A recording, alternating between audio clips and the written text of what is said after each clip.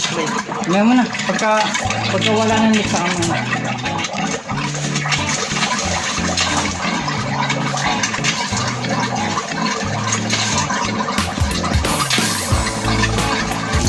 Nabilis na yung hangin. Yan, pwede na i-close. Para makita kung mag-build up ang pressure sa tangke sa water heater. Nakakabit mo yung switch cord.